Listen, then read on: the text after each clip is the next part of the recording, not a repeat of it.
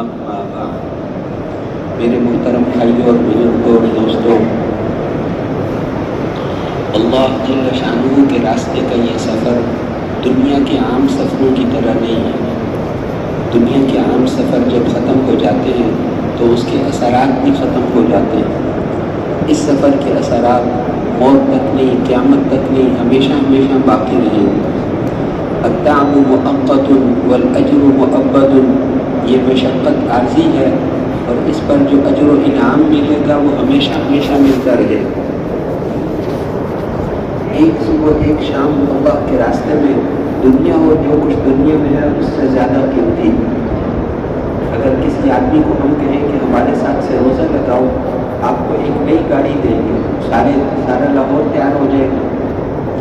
हालांकि एक गाड़ी तो कुछ भी नहीं। अगर किसी आदमी को सारे लाहौर की गाड़ियाँ मिल जाएँ, सारे पंजाब की, सारे पाकिस्तान की, 6 बर्रे आज़मों की सारी गाड़ियाँ और सारे जहाज़ और सारी फैक्ट्रियाँ और सारा सोना चांदी मिल जाए, अल्लाह के रास्ते की एक सुबह एक शाम का अजर इससे भी ज़्यादा है। अल्लाह के रास्ते में चलेंगे, हर कदम पर 700 नेकियां मिलेंगी, 700 गुनाह माफ़ होंगे, 700 दर्जे बुलंद होंगे। अल्लाह के रास्ते में जो जिस्म गिरेगा, खुदा न खास्ता गुनाहों की वजह से दोज़ख में गया भी तो दोज़ख की आग उस पर असर नहीं करेगी।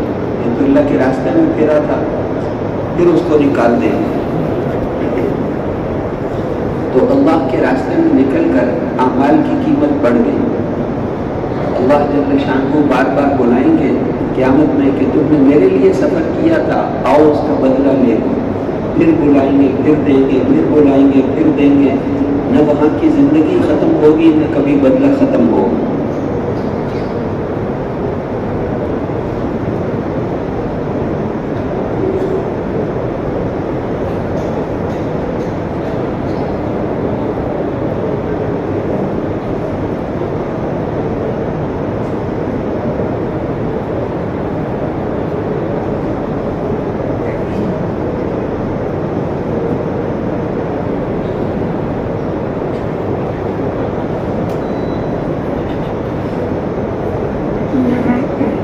तो अल्लाह के रास्ते में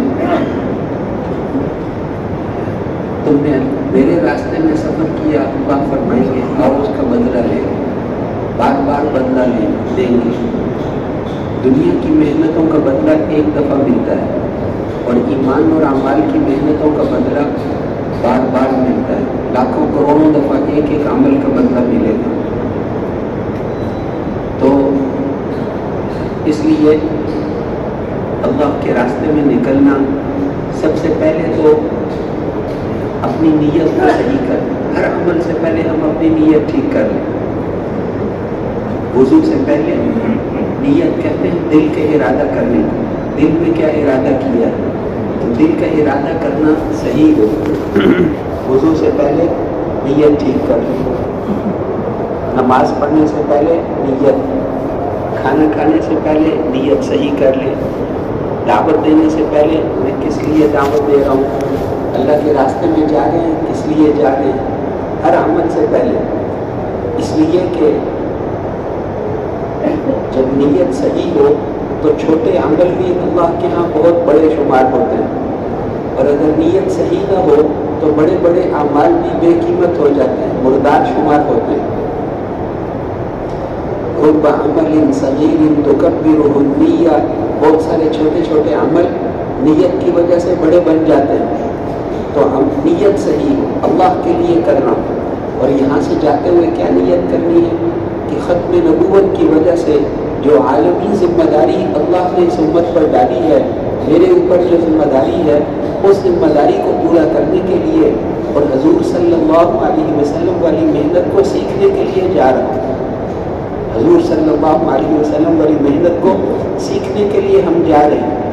और 6 नंबर जो है, 6 नंबर, इसकी हकीकत अल्लाह हमें नसीब फरमा दे। 6 नंबरों की हकीकत अल्लाह हमें नसीब फरमा दे।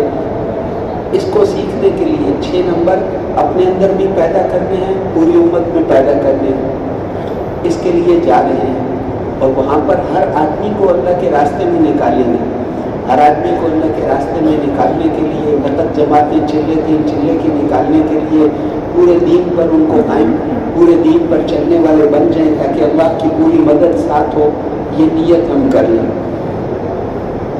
اور پھر جماعت جلدی روانہ ہو، جماعت جلدی کرے، دیر نہ کرے۔ دیکھو 12 بجے دعا ہو جاتی ہے انشاءاللہ، 12 بجے دعا ہو گئی اور ظہر کی نماز یہاں ہوتی ہے 2:30 بجے، تو اب ظہر کے بعد جائیں گے تو بہت دیر ہو جائے گی، اس لیے پہلے چلے جائیں گے۔ ظہر ہم لاہور جا کر پڑھیں گے انشاءاللہ، اور یا پھر ادھر جانا ہے تو آگے جا کر پڑھیں گے۔ اور یہ بھی ہو سکتا ہے کہ آج کل 12 بجے ظہر کا وقت داخل ہو جاتا ہے، تو ہم جب ہدایات سے فارغ ہوں تو اس وقت پھر ہم یہیں پر مسجد سے باہر اپنی نماز اپنی جماعت کرا لیں اور ظہر کی نماز پڑھ کے چلے جائیں۔ تو جلدی روانہ ہونا، اور جانے سے پہلے امیر صاحب نے 2 کی جوڑیاں بنا دی، ایک نیا ساتھی ایک پرانا، ایک نیا ایک پرانا۔ نیا ساتھی پرانے ساتھی سے مذاکرہ کرتے ہوئے سیکھتے ہوئے راستے میں نظروں کی حفاظت کرتے ہوئے سیکھتے ہوئے یہاں سے جانا۔ جانے سے پہلے جہاں ہماری تشکیل ہے وہاں کے حالات ہم معلوم کر لیں، وہاں کیسے حالات ہیں۔ جیسے کراچی کی ایک جماعت تھی، ان کی تشکیل ہوئی ننکانہ صاحب یہاں شیخ پورہ کے ساتھ ہے۔ یہاں آپ کو ہر جگہ کے لوگ مل جاتے ہیں، مقیمین میں یا یہاں رہنے والوں میں ہر جگہ کے لوگ ہوں۔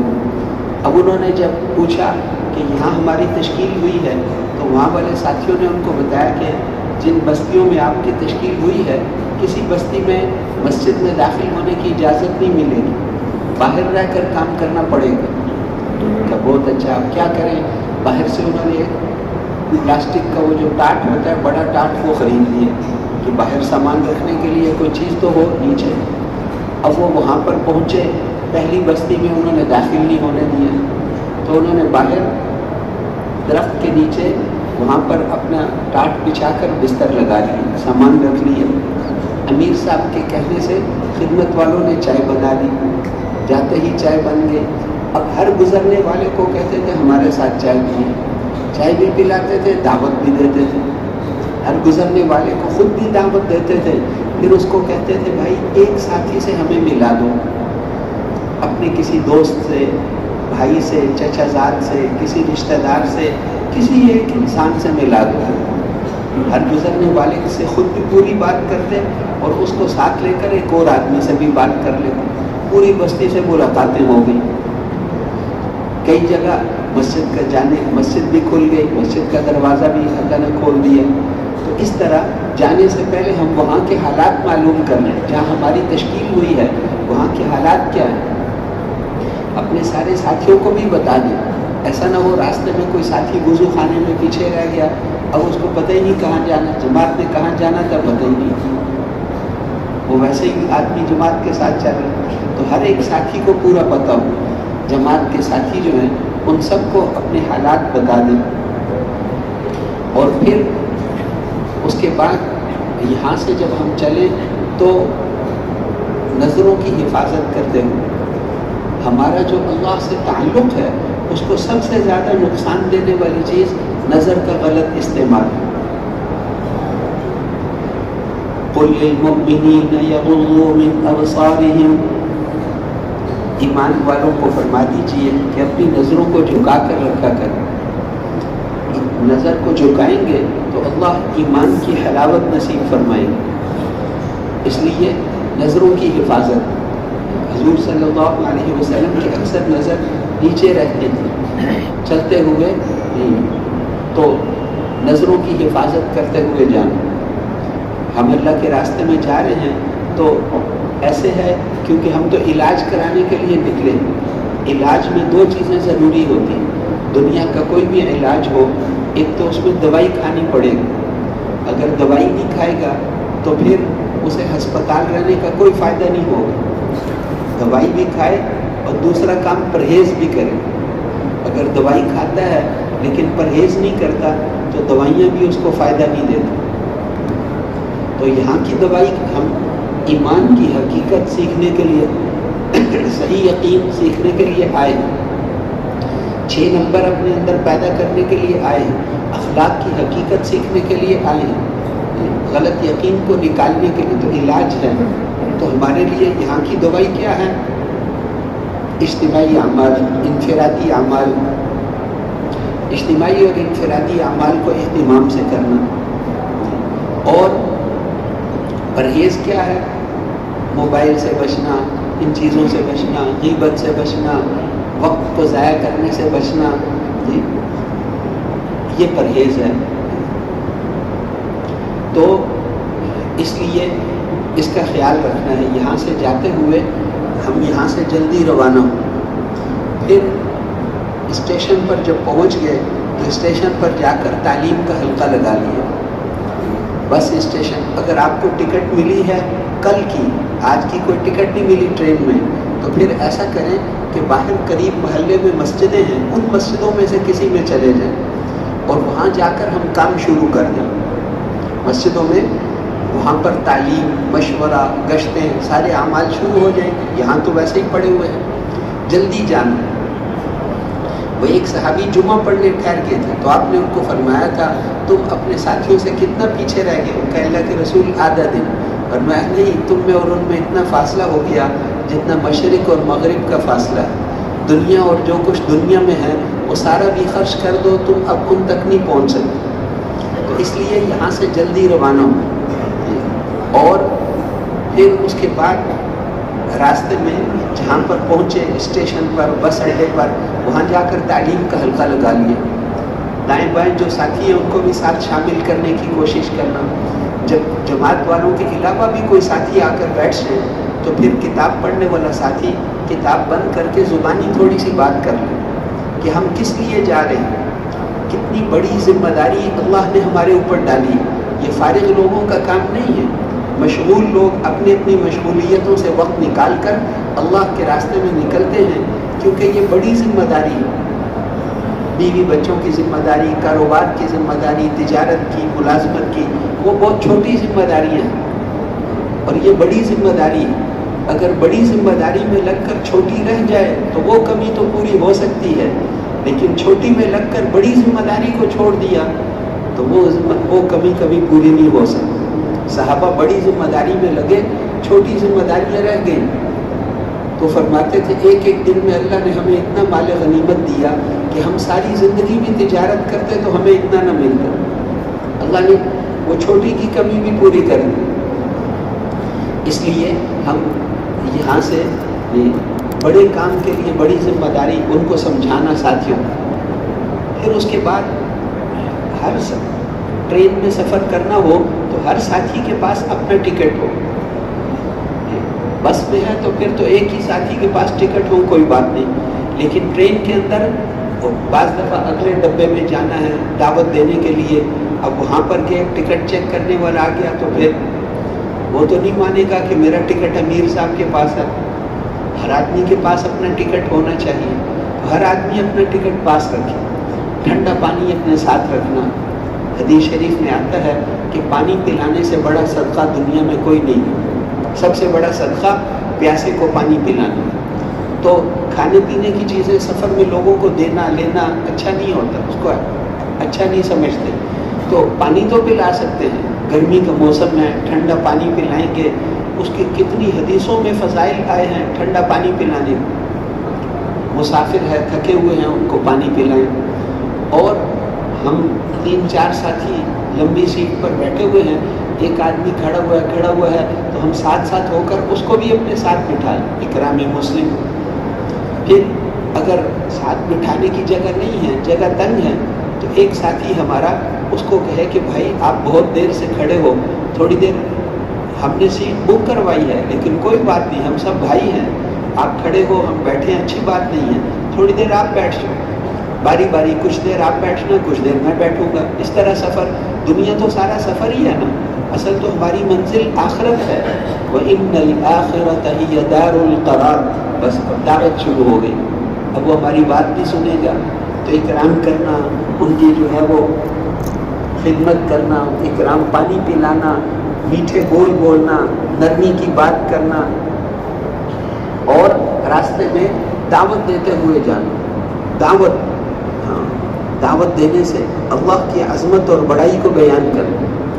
آج لوگ جو ہیں ایک تھانے دار کی طاقت کو تو جانتے ہیں، پر ایک کرنل اور ایک جنرل منی کے قطرے سے بنے ہوئے ان ناپاک انسانوں کی طاقت کو تو جانتے ہیں، اس حقیقی قدرت اور طاقت والے اللہ کی طاقت کو نہیں جانتے. وہ کتنی عظمتوں کے مالک ہیں. یہ ساری کائنات اس کے امر سے کھڑی ہے. ان اللہ یمسک السماوات والارض ان تزولا، یہ آسمان اور زمین اس کے حکم سے کھڑے. ایک کپڑے کی چھت، اجتماع میں کپڑے کی چھت ڈالتے ہیں تو کپڑے کی چھت ہم ہزاروں لاکھوں بانس نیچے کھڑے کرنے پڑتے ہیں، تاریں لگانی پڑتی. کپڑا بھی بغیر ستونوں کے کوئی نہیں کھڑا کر سکتا. اور یہ آسمان، اس ایک ایک آسمان کی موٹائی اتنی ہے جتنا زمین سے آسمان کا فاصلہ ہے، 500 سال کا فاصلہ. یاقوت کے کن کن چیزوں کے بنے ہوئے یہ آسمان، ایک ایک آسمان اور بغیر ستونوں کے کھڑے. اتنے بڑے آسمان بنائے، اتنی بڑی زمین بنائی، پوری کائنات کے ہر مخلوق کو اللہ روزی پہنچا رہے ہیں، ساروں کو ہوا پہنچا رہے ہیں، ساروں کو ساری ضرورتیں ان کی پوری کر رہے ہیں. اور ساری دنیا کے ڈاکٹر اور ساری دنیا کے انسان ایک مرنے والے کو زندہ نہیں کر سکتے، اور اللہ جل شانہ کھرب ہا کھرب مردوں کو زندہ کریں. قل ان الاولین والآخرین لمجموعون الی میقات یوم معلوم. تمہارے پہلے اور تمہارے پچھلے یہ سارے میدان محشر میں جمع ہوں گے. جس بچے کو ماں نے جنا تھا، چاہے دنیا میں اس کی لاش ہی نہ ملی ہو، ایٹم بم جہاں پھینکا تھا لوگوں کے جسم پگھل گئے، ان کی ہڈیاں بھی نہیں ملی، ان کو بھی اللہ زندہ کریں. قل ان الاولین والآخرین لمجموعون الی میقات یوم معلوم. سب کو جمع کریں. کتنی دیر لگے گی؟ وما امرنا الا واحدۃ کلمح بالبصر. آنکھ بند کر کے کھولنے میں دیر لگتی ہے، ہمارا حکم پورا ہونے میں اتنی دیر بھی نہیں لگے گی. اس لیے سب کو اللہ زندہ کریں. اللہ کے سامنے کھڑے ہونا ہے. یوم ہم بارزون، اس دن سب اللہ کے سامنے ہوں گے، کوئی بھی چھپا ہوا نہیں ہو. اب اس ستون کے پیچھے چھپے ہوئے، قیامت کے دن کھرب ہا کھرب انسانوں میں سے کوئی بھی چھپا ہوا نہیں ہو. اس دن سب سیدھے چلیں گے. تم دنیا میں ٹیڑھے چلتے تھے، آج کوئی ٹیڑھا نہیں چل سکتا. وعنت الوجوہ للحی القیوم. اس دن سارے چہرے اس حی اور قیوم کے سامنے جھکے ہوئے ہوں گے. ساری دنیا کو جمع کریں اور ساری دنیا کو اللہ جمع کر کے فرمائیں گے جمعناکم والاولین. آدم علیہ السلام سے لے کر آخری انسان تک سب انسان جن سب جمع ہو گئے. پہلی بات ان سے کیا کہیں گے؟ تم سب مل کر میرے ساتھ کچھ کرنا چاہتے ہو کر لو. فَإِن كَانَ لَكُمْ كَيْدٌ فَكِيدُونِي. ہل بھی نہیں سکتے. فرشتے بھی پناہ مانگیں گے اللہ معافی، اللہ معافی. انبیاء بھی کہیں گے اللہ معافی، اللہ معافی. تم سارے مل کر کیا کر سکتے؟ پھر ساری دنیا کا حساب کتاب لیں. وہ قدرت والے اللہ جو موسم بدلتے ہیں، دن رات لاتے ہیں. یہ رات خود نہیں آتی، یہ دن خود نہیں آتا. یولج اللیل فی النہار ویولج النہار فی اللیل. دن کو رات میں داخل کرتے ہیں، رات کو دن میں داخل کرتے ہیں. مردے سے زندے کو نکالتے ہیں، زندے سے مردے کو نکالتے ہیں. آسمان سورج چاند سے، سورج اور چاند دونوں چل رہے ہیں. وَالشَّمْسُ تَجْرِي لِمُسْتَقَرٍّ لَهَا. 6 لاکھ میل فی گھنٹہ کی رفتار سے چل رہا ہے. اس زمین سے 13 لاکھ گنا بڑا سورج، لیکن یہ دونوں آپس میں ٹکرا نہیں سکتے. لَلشَّمْسُ يَنبَغِي لَهَا أَن تُدْرِكَ الْقَمَرَ. قیامت تک کبھی یہ سورج اور چاند ٹکرا نہیں سکتے. ذَلِكَ تَقْدِيرُ الْعَزِيزِ الْعَلِيمِ. یہ اس قدرت والی ذات کی کاریگریاں. دیکھو کتنے چہرے اللہ نے بنائے، 1 فٹ کا بھی نہیں ہے. ہر ایک کی 2 آنکھیں، ہر ایک کے 2 کان، ہر ایک کا منہ، ہر ایک کے ناک. پھر بھی کسی کی شکل دوسرے سے نہیں ملتی. اتنی شکلیں اللہ نے بنائی. یہ شکل تو چہرہ تو بہت بڑا ہے. یہ انگوٹھا ہے نا، انگوٹھا، یہ انگوٹھا پوری دنیا میں کسی کی انگوٹھے کی لکیریں دوسرے کے ساتھ نہیں ملتی. ولا قادرین علی ان نسوی بنانا. قیامت کے دن ہم اسی جسم کو اٹھائیں گے، اسی جسم کو اٹھائیں گے، انگوٹھے کی انگلیوں کی لکیریں بھی تبدیل نہیں ہوں گی. امریکہ کے بڑے سائنسدان یہ آیت سن کر مسلمان ہو گئے، کیونکہ ساری دنیا کے سائنسدان بھی یہ لکیریں دوبارہ نہیں بنا سکتے، وہ تو قدرت والی ذات ہے، اس لیے کسی کی دوسرے کے ساتھ نہیں ملتی. اس لیے آج کل دستخط کے ساتھ انگوٹھا بھی لگواتے ہیں. اور پھر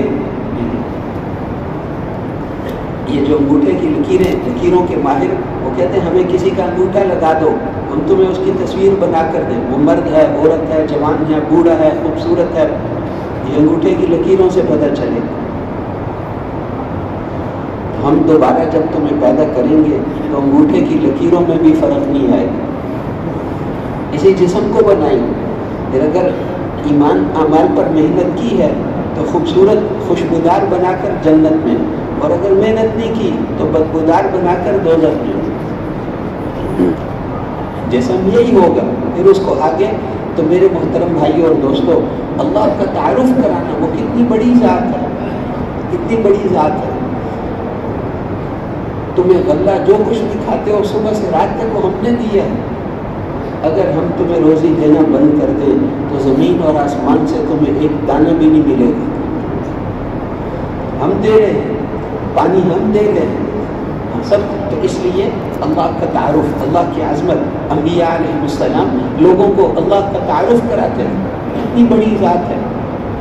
وَمِنْ آيَاتِهِ أَنْ خَلَقَكُم مِّن تُرَابٍ ثُمَّ إِذَا أَنْتُمْ بَشَرٌ تَنْتَشِرُونَ. اس کی قدرت کی نشانیوں میں سے ہے کہ اس نے مٹی سے تمہیں چلتا پھرتا انسان بنا دیا. کوئی بنا سکتا ہے؟ مٹی سے چلنے والے انسان بنا دیے ہم نے. تمہیں قدرت نظر نہیں آتی اس میں؟ تم نے کبھی زمین نہیں دیکھی کیسی بنائی ہے؟ کبھی سر اٹھا کر آسمان نہیں دیکھا؟ اس کی قدرت کی نشانیاں تو پتہ پتہ بتاتا ہے کہ اس کی قدرت کتنی زبردست قدرت والے ہیں. تو اللہ 6 نمبر، پہلا نمبر حضور کی باتیں، پھر نماز، پھر علم اور ذکر، اخلاق، پورے 6 نمبروں کی دعوت دینا. تو راستے میں جاتے ہوئے ٹرین میں، بس میں کون کون بھائی دعوت دے گئے انشاءاللہ؟ اچھا، لوگ جو ہے کھانے دار کی طاقت کو تو جانتے ہیں، اس دنیا کے منی کے قطرے سے بنے ہوئے ناپاک انسانوں کی طاقت کو تو جانتے ہیں، اس حقیقی طاقت والے اللہ کی طاقت کو نہیں جانتے. تو میرے محترم بھائیوں اور دوستوں، اس لیے راستے میں پورے 6 نمبروں کی دعوت دیں. اور پھر راستے میں کوئی بڑی جگہ آ جائے تو وہاں نہیں ٹھہرنا. کراچی پہنچ گئے، کراچی سے آگے کئی شہر ہیں، کراچی سے آگے لسبیلا ہے، لسبیلا، اتھل، گوادر، تربر، اوران، جیونی، پسنی، ان علاقوں میں تشکیل ہے. تو کراچی مرکز جانے کی ضرورت ہی نہیں. مرکز جائیں گے پیسے بھی برباد، ضائع، وقت بھی ضائع. سیدھا اپنی تشکیل کی جگہ. کوئٹہ سے آگے نوشکی، دال بندین، چاغی، ماشکیل اور خاران کا علاقہ ہے، وہاں تشکیل ہے. تو کوئٹہ مرکز جانے کی ضرورت نہیں. حیدرآباد سے آگے دھر کا علاقہ ہے، صحرا کا، عمر کوٹ، نو کوٹ، اور وہاں کے جو علاقے ہیں وہاں تشکیل ہے. تو حیدرآباد جانے کی ضرورت، سیدھا اپنی تشکیل کی جگہ. مظفر آباد سے آگے وادی نیلم میں تشکیل ہے، تو سیدھا کہیں جائیں، سیدھا تشکیل کی جگہ پر جانا. نیت صحیح کر، اور پھر وہاں پر جا کر اپنی جماعت کا ان کو تعارف کرا. ہماری جماعت میں اسٹوڈنٹس ہیں، اب وہ ہماری اس کے حساب سے تشکیل کریں. یہ ہماری جماعت میں وکیل صاحبان ہیں، فوج کے ریٹائر افسران ہیں. یہ ہماری جماعت میں جو ہے علماء کرام ہیں، ڈاکٹر صاحبان ہیں، ڈاکٹروں کی جماعت ہے، فلاں کی جماعت ہے، وہ اس حساب سے یا اندرون سال کی جماعت ہے. جو بھی جماعت، ہم اپنی جماعت کے حالات بتائیں. پھر وہ نہیں کہ جہاں جس مسجد کا وہ کہیں ہم وہیں چلے جائیں، بلکہ حضرت جی فرماتے تھے تشکیل ہجرت اور نصرت والے مل کر کریں. وہ ہم نے ان کو اپنی جماعت کے حالات بتائے، وہ ہمیں مسجدوں کے حالات بتائیں. پھر ہماری جماعت بیٹھ کر سوچے کن مسجدوں میں کام کرنا ہے. وہ کہیں گے ہمارے پاس ایک مسجد ہے، اس میں پرانے ساتھی خوب ہیں، لیکن ایک ہفتہ پہلے ایک جماعت کام کر کے گئی. اچھا، اگلی مسجد وہ کہتے ہیں وہاں پرانے ساتھی کوئی نہیں، وہ 3 مہینے سے جماعت بھی کوئی نہیں گئی، وہاں وضو کی جگہ بھی نہیں. اچھا، اگلی مسجد انہوں نے ہمیں مسجدوں کے حالات بتائے. اب جماعت بیٹھ کر سوچے کہ ہم نے کہاں کام کرنا ہے. ضرورت کہاں؟ نئی نئی جگہوں میں جانا، نئی نئی جگہوں میں۔ اگر ایک گاؤں میں 2 مسجدیں ہیں، ایک میں ہمیشہ جماعت جاتی ہے، ایک میں نہیں جاتی، تو ہم وہاں جائیں گے جہاں نہیں جاتی۔ اگر ہم بھی وہیں گئے جہاں ہمیشہ جماعت جاتی ہے تو پھر کیا نقصان ہوگا؟ لوگ کہیں گے یہ تبلیغ والوں کی مسجد ہے، یہ تبلیغ والوں کی نہیں ہے۔ حالانکہ تبلیغ تو کسی جماعت کا نام نہیں ہے، تبلیغ تو ہر مسلمان کا کام ہے، ہر مسلمان سب کا کام۔ ہم سب کے پاس جائیں، سب ہمارے، سب کے پاس جانا ہے، جائیں گے انشاءاللہ۔ اور میرے محترم بھائی اور دوستوں، کسی سے جھگڑا تو کرنا نہیں، مسجد میں نہیں ٹھہرنے دیتے، باہر درخت کے نیچے ٹھہر جائیں، کہیں بھی ٹھہر جائیں، کام کرنا ہے نا۔ مشقت زیادہ ہوگی تو اجر بھی زیادہ ملے، مشقت جتنی زیادہ ہوگی اجر بھی اتنا ہوگا۔ بس پھر اسی طرح یہاں سے ہم جب جائیں اور وہاں پر بستی، جس بستی میں ہماری تشکیل ہے، بستی جب قریب آ جائے تو وہاں رک کر ایک مذاکرہ کرنا ہو، یہ بہت ضروری مذاکرہ، نیت صحیح کرنا۔ ہم کس نیت سے اس بستی میں داخل ہو رہے ہیں؟ جس نیت سے داخل ہوں گے اس نیت کے اثرات پڑتے ہیں، نیت کے اثرات پڑتے ہیں۔ حضور صلی اللہ علیہ وسلم جب مدینہ میں داخل ہوئے تھے تو آپ کا جو استقبال ہوا تھا، ایسا پوری دنیا میں کسی کا کبھی استقبال نہیں ہوا۔ اس وقت طلع البدر علينا من ثنيات الوداع وجب الشكر علينا ما دعا لله داعي۔ چودھری کا چاند پہاڑیوں سے طلوع ہوا ہے، استقبال، وہاں پہنچ رہے ہیں، کیا کرنا ہے، کہاں جانا ہے؟ مکے میں 13 سال مارے کھائیں تھے، وہاں گشتوں میں کوئی چائے نہیں پلاتا تھا، بازاروں میں جاتے تھے، بازاروں میں اوکاز، ذی المجنہ، ذی المجاز، یہ وہاں کے بازار تھے۔ اوکاز حضور کے زمانے کے بازار کا نام تھا اوکاز، اس لیے ابھی بھی جاؤ عرب ملکوں میں ہر بازار کا نام اوکاز ہو، وہ اسی نام پر رکھتے ہیں، اوکاز۔ اوکاز میں آپ جاتے، وہاں جا کر ان کو دعوت دیتے، کوئی مٹی پھینکتا، کوئی کچھ کرتا، کوئی کچھ کرتا، دعوت دے رہے، ہر ایک کو دعوت دیتے۔ آپ جا رہے تھے، راستے میں ایک دیہاتی آدمی ملا، آپ نے اسے کہا تمہیں خیر چاہیے؟ خیر؟ اس نے کہا چاہیے۔ آپ نے کہا خیر یہ ہے کہ میں اللہ کا رسول ہوں، تم ایمان لے آؤ۔ اس نے کہا تو نئی بات ہے، کوئی ایسی نشانی بتاؤ کہ میں انکار نہ کر سکوں۔ آپ نے کہا اچھا۔ دیکھا وہاں ایک درخت لگا ہوا تھا، اسے کہا ادھر آؤ، تو وہ درخت فوراً زمین کو چیرتا ہوا آپ کے پاس آ گیا، گواہی دو، اشہد ان لا الہ الا اللہ واشہد ان محمد رسول اللہ، واپس لاؤ، واپس۔ وہ کلمہ پڑھ کے مسلمان ہو۔ رکانہ مکے کا ایک پہلوان تھا، بڑا پہ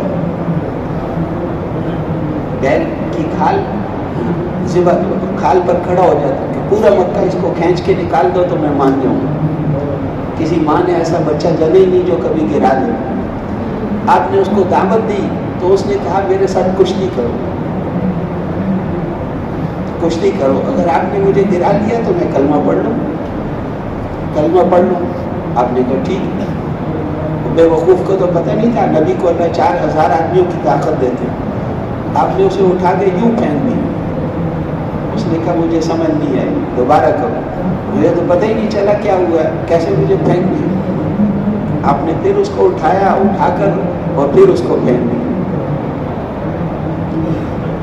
میری کمر تو کبھی کسی نے نیچے نہیں لگائی تھی، یہ تو کوئی خاص بات ہے، پھر ہمیں بھی کلمہ پڑھا لو۔ تو دعوت دیتے تھے، دعوت لوگوں کے بعد۔ ہجرت کر کے آپ جا رہے تھے، راستے میں رہبر نے کہا کہ آگے 2 راستے ہیں، ایک راستہ امن والا ہے، ایک راستہ ڈاکوؤں والا ہے، اس میں 2 بہت بڑے ڈاکو رہتے ہیں، عرب کے مشہور ڈاکو ہیں، آپ کس راستے پر جائیں گے؟ آپ نے فوراً فرمایا ڈاکوؤں والے راستے، میرے امتی ہیں، دعوت دیں گے انشاءاللہ مسلمان ہو جائیں گے۔ چنانچہ ان 2 ڈاکوؤں سے آپ کی ملاقات ہوئی، آپ نے دعوت دی، وہ مسلمان ہو گئے۔ ان سے پوچھا تو انہوں نے دعوت دی، جب تو انہوں نے کہا ہم تو گرے پڑے لوگ ہیں، کہ نہیں تم اللہ کے ہاں بہت قیمتی ہو، کلمہ پڑھ کے مسلمان ہو۔ تو ایک ایک آدمی کو لیتے تھے، ایک ایک کے پاس جاتے تھے.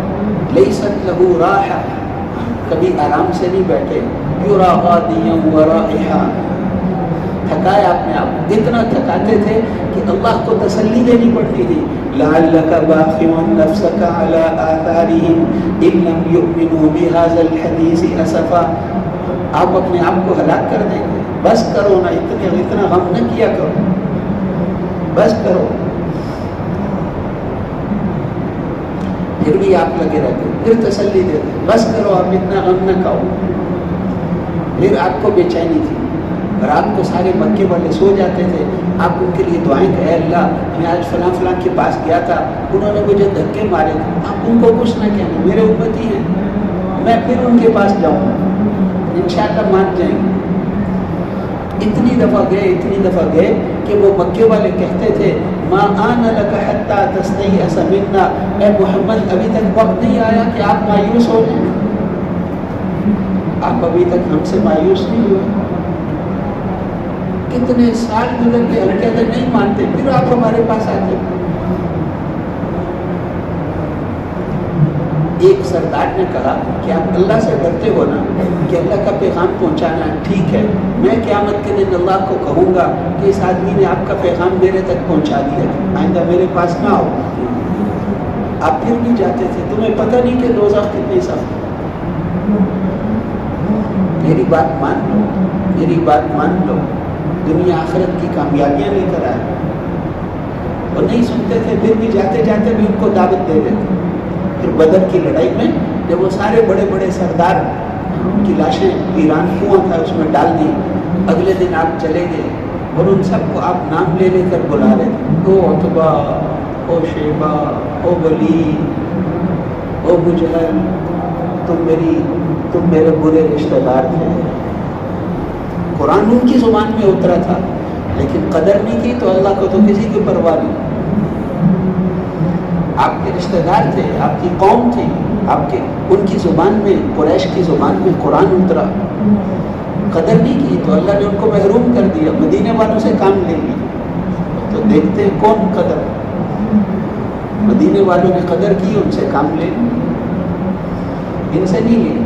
تو ان کو آپ فرما رہے تھے تم جو کچھ میں نے تمہیں بتایا تھا اب سب کچھ تم نے اپنی آنکھوں سے دیکھ لیا ہے. حضرت عمر پاس کھڑے تھے، کہ اللہ کے رسول آپ تو مردوں سے باتیں کر رہے ہیں. آپ نے فرمایا کہ نہیں ہے عمر، جتنا تم میری بات سن رہے ہو وہ بھی سن رہے ہیں، اللہ ان کو بھی سنا رہا ہے.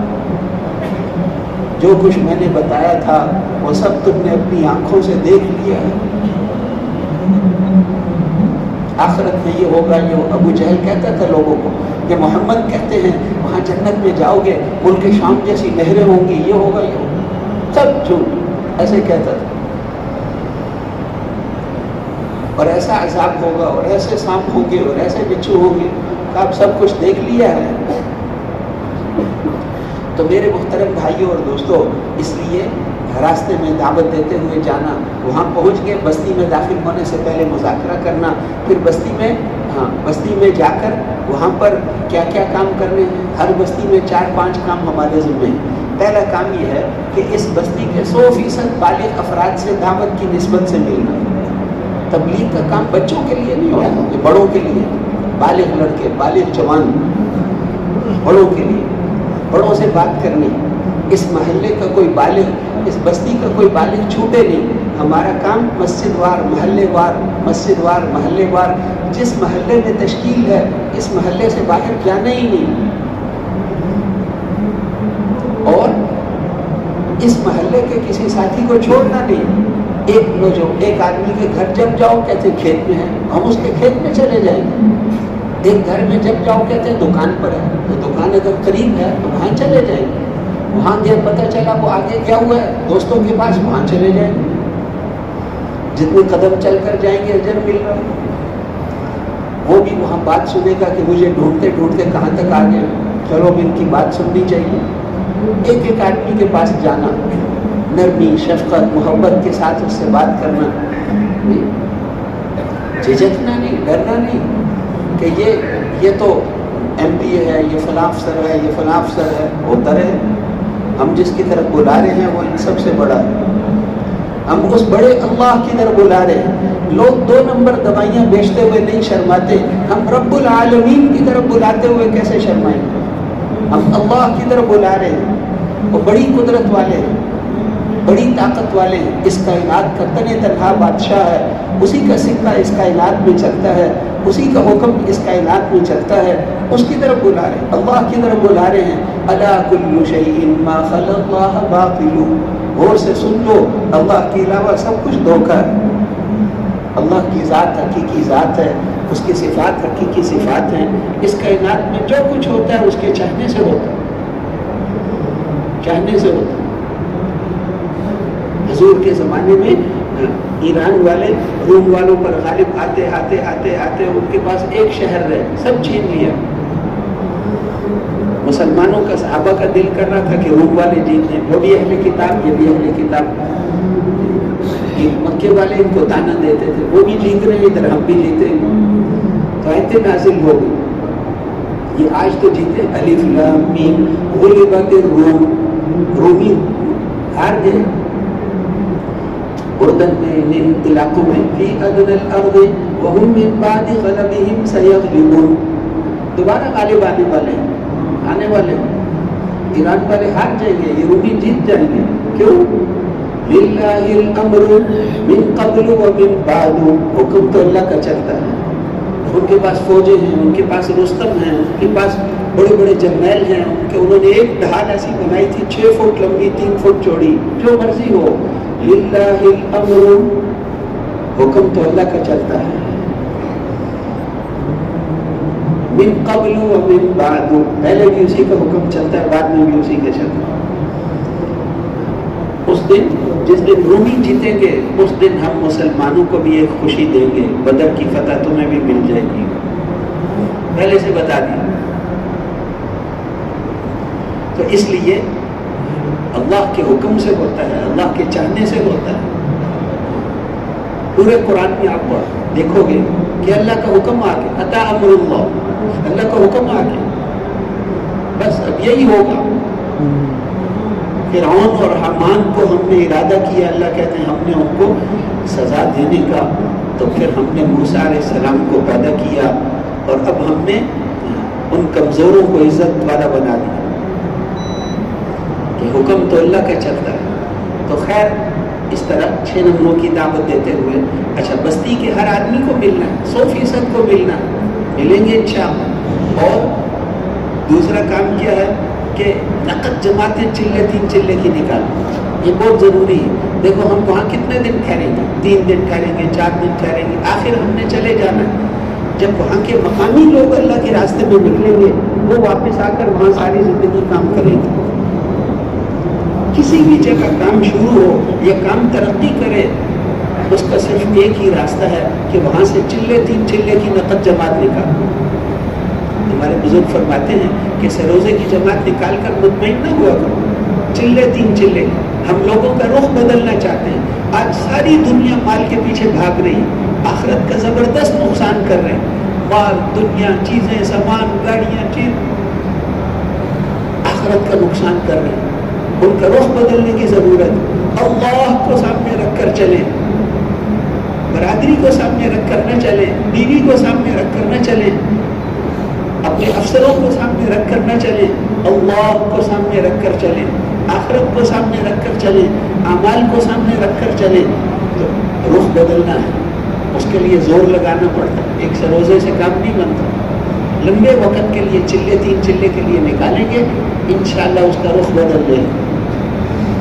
اپنے رشتہ داروں کو, بھائیوں کو لگائے گا, رشتہ داروں کو لگائے گا, اپنے بچوں کو لگائے گا, یعنی بچوں کو صحیح جگہ پڑھائے گا اور سارا کچھ دیکھے گا, بیوی کو وقت لگوائے گا. اس کا رخ بدل گیا ہے, رخ بدلنے کی ضرورت ہے. تو رخ تو سروزے سے نہیں, 3 چلے سے. اس لیے جہاں بھی جائیں 3 چلے کی نقد جماعت نکالنی, زور لگا. دیکھو نا اس گرمی کے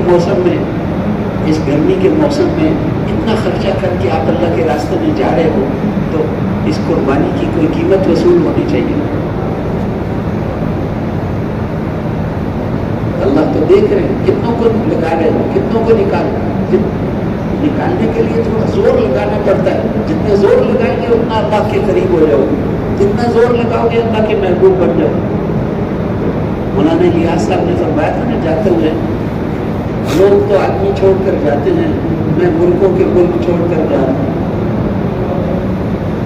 مولانا یوسف صاحب فوت ہوئے تو ان کی والدہ نے کہا بیٹا بہت زیادہ تھکا, لوگوں کو بھی تھکایا, اب آرام کر. اتنا کام کرو کہ وہ کہیں یہاں محنت کی جگہ ہے, پیدا اس کے لیے ہوئے ہیں, یہاں کام کر لیں, آرام کریں گے قبر میں, ناشتہ کریں گے روزے کوثر پہ, اور دوپہر کا کھانا اللہ کا وعدہ ہے جا کے کھائیں گے جنت میں, اور رات وہاں آتی نہیں.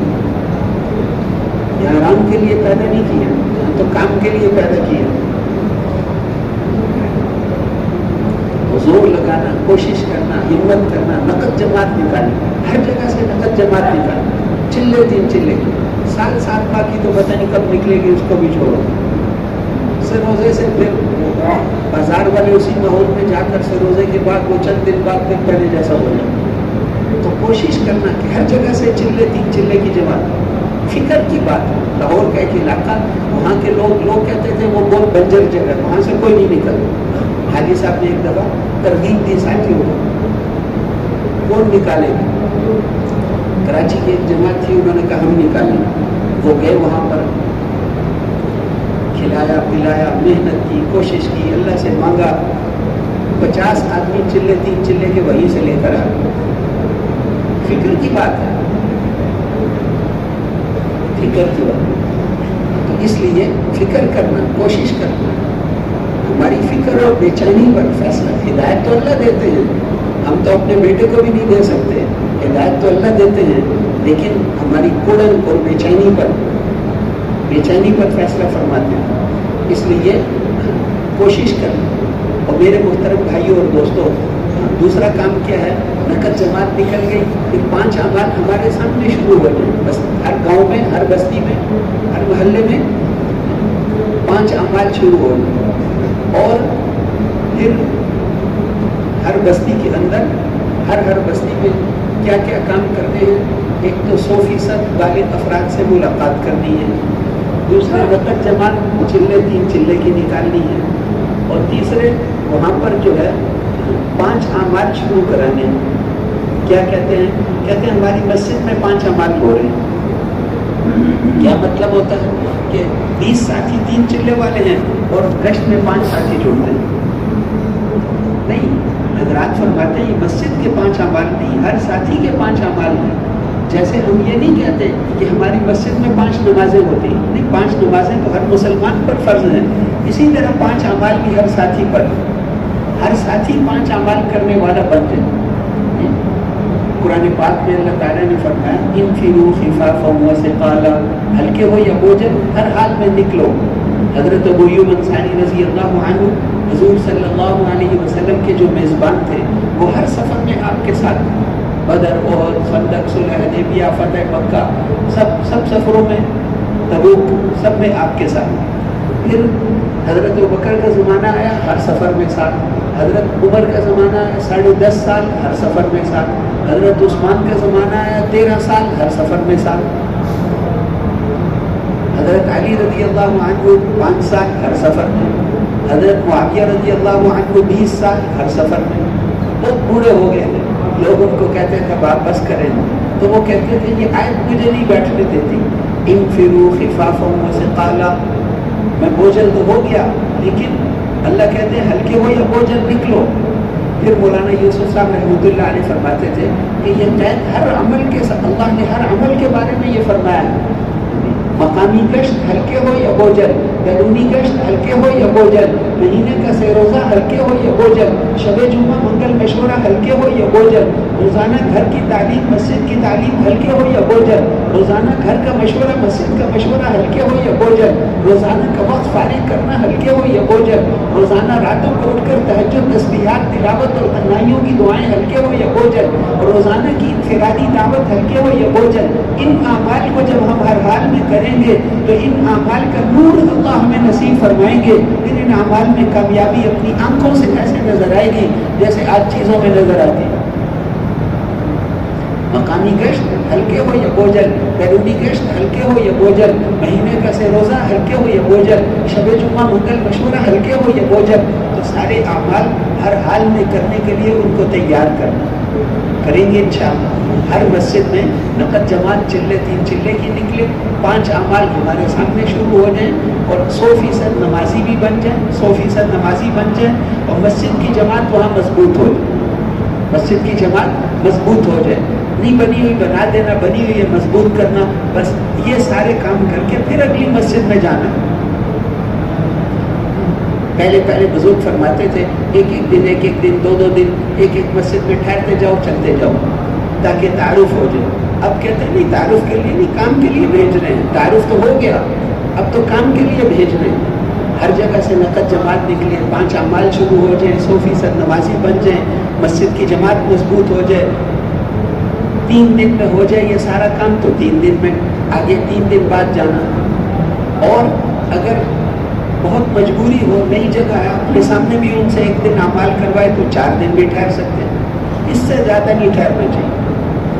سستی آ جاتی ہے، پھر سست آدمی کو اللہ پسند نہیں کرتا، اس لیے اس سے زیادہ نہ ٹھہرے۔ اور میرے محترم، کم از کم 2 دن تو کم از کم ٹھہرنا ہے ہر جگہ۔ جس بستی میں ایک گھر بھی مسلمانوں کا ہو وہاں 2 دن تو کم از کم۔ کہ جی وہ تو سب نمازی تھے، ہم ان کو نمازی بنانے نہیں گئے، ہم اس کو اس محنت پر ڈالنے گئے ہیں جس محنت سے دین زندگیوں میں آتا ہے۔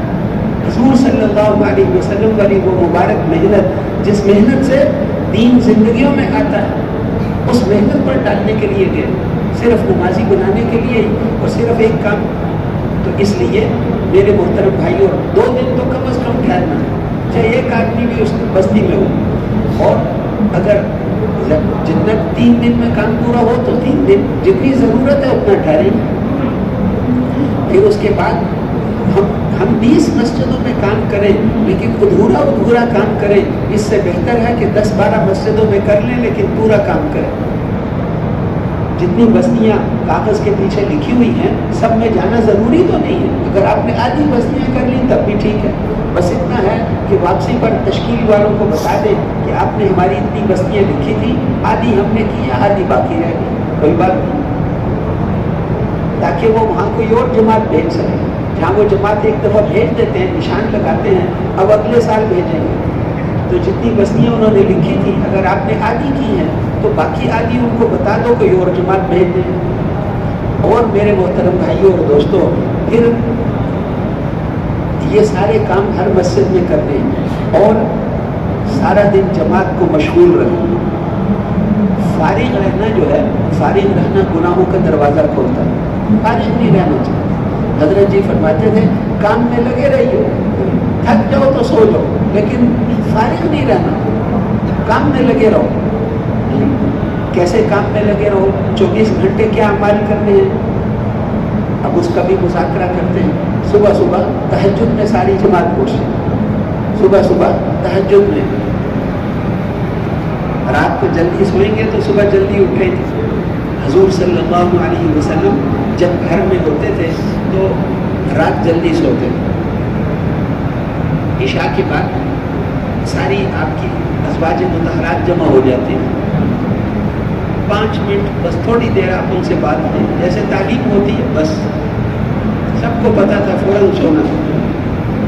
رات کو عشاء کے بعد باتیں کرنے سے منع کیا تھا، اور وہ صحابہ ایسے نہیں تھے کہ باہر جا کے باتیں کرتے رہے، وہ تو عاشق تھے، جو منشا وہی کریں گے۔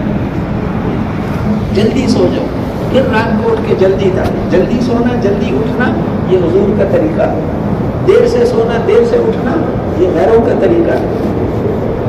جلدی سونا چاہیے، یہ جسم سواری ہے، فرمایا یہ جسم سواری ہے، سواری کا خیال رکھو گے تو تمہیں منزل پر پہنچائے گی، اور اگر اس کا خیال نہیں رکھو گے تو راستے میں پھینک دے گی تمہیں۔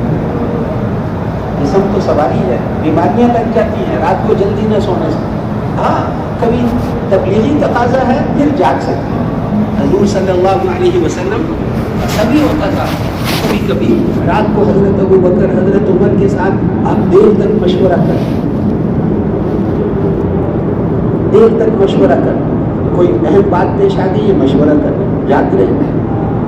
پھر حضرت عائشہ رضی اللہ عنہا فرماتی ہیں جب آپ دیر سے آتے تھے تو گھر میں آ کر ایسی آواز میں سلام کرتے تھے کہ اگر گھر والے جاگ رہے ہوں تو سن لیں اور اگر سو رہے ہوں تو ان کو پتہ نہ چلے، ایسی آواز میں سلام کرتے تھے۔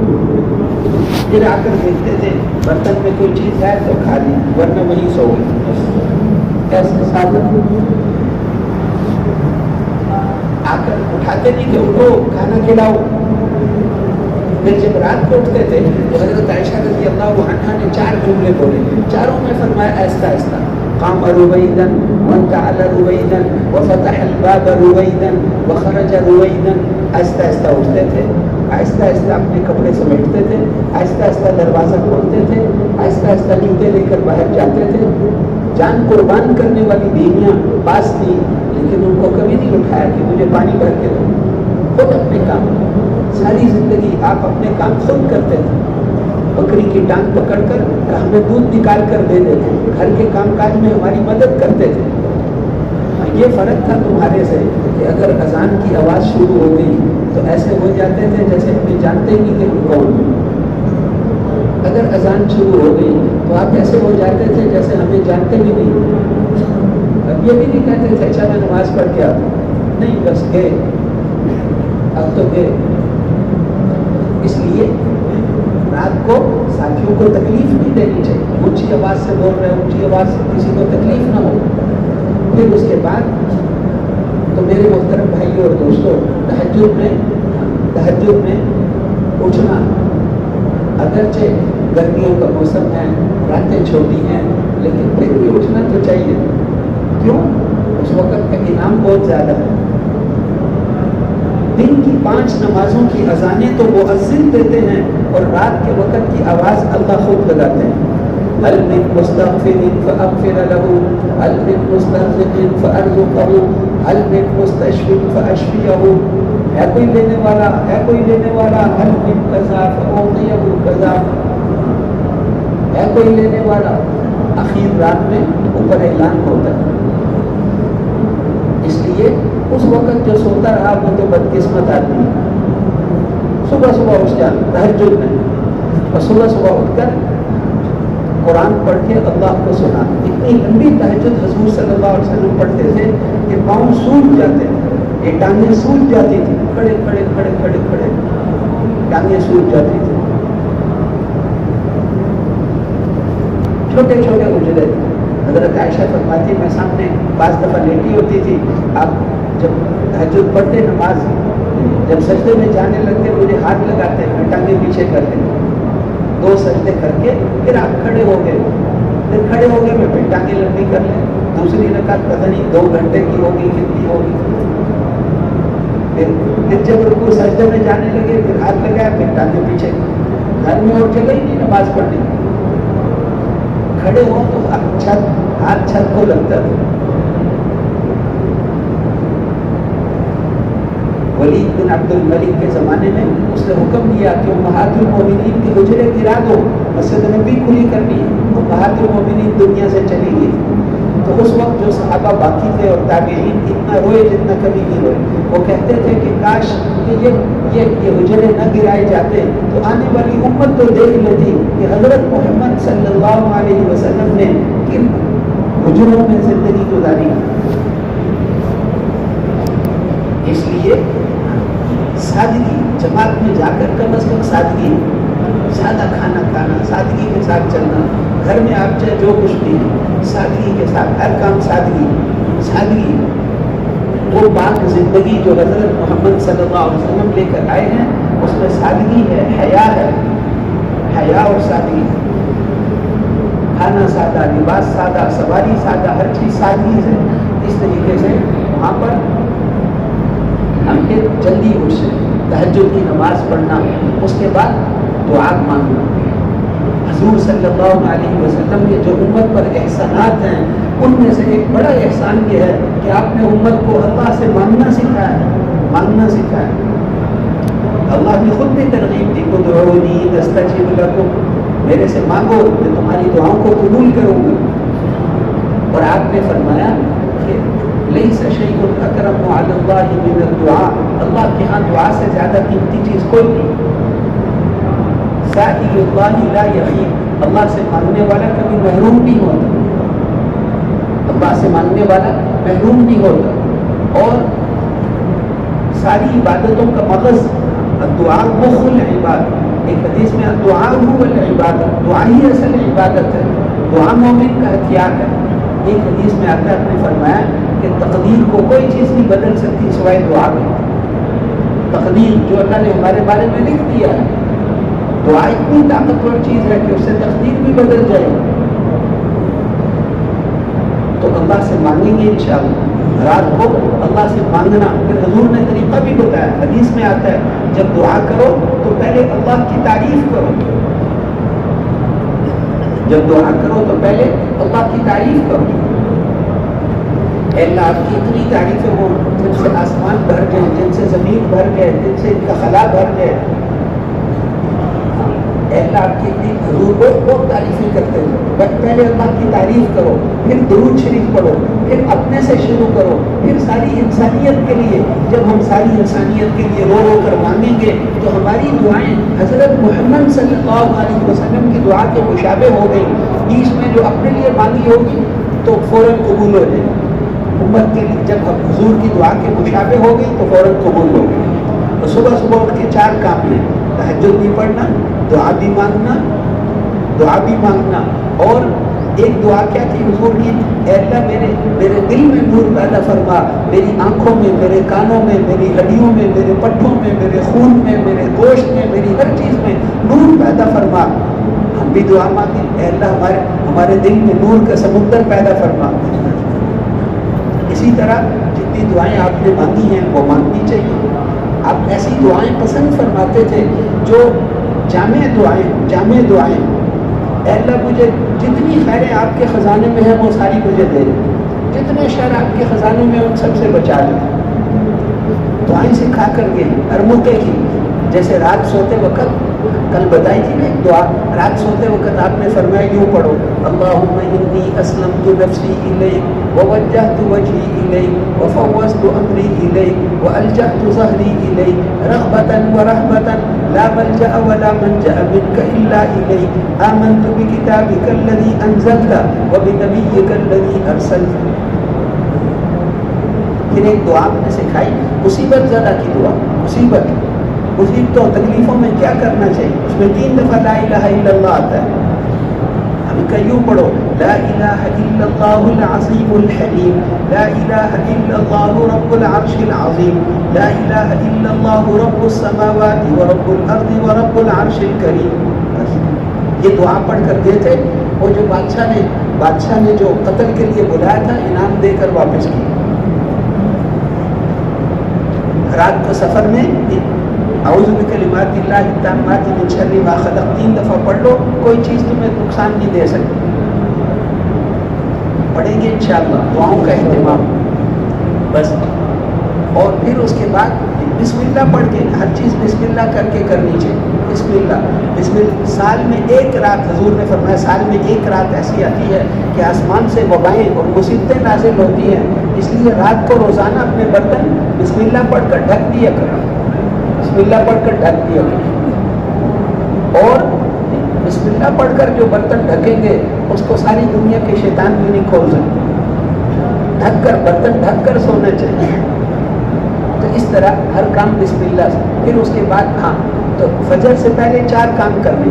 تہجد کی نماز پڑھ لی، دعا کر لی، اور پھر ذکر قرآن پاک کی تلاوت. صبح صبح دیکھ کر مولانا الیاس صاحب فرماتے تھے بہت مجاہدے کیے لیکن صبح صبح قرآن پاک کو دیکھ کر پڑھنے سے جتنا نور دل میں پیدا ہوتا ہے اتنا کسی اور چیز سے نہیں. صبح صبح قرآن پاک دیکھ کر پڑھنا. 1 پارہ. صحابہ میں سے جو حافظ نہیں تھے وہ روزانہ 1 منزل پڑھ لیتے تھے، یوں آتا. اور پھر اس کے بعد قرآن پاک بھی پڑھ لی، ذکر بھی کر لی. صبح صبح ذکر، فجر سے پہلے 4 کام، تہجد، دعا، ذکر اور تلاوت. صبح صبح ذکر کرنے سے نفس اور شیطان کے خلاف قوت پیدا ہوتی ہے آدمی.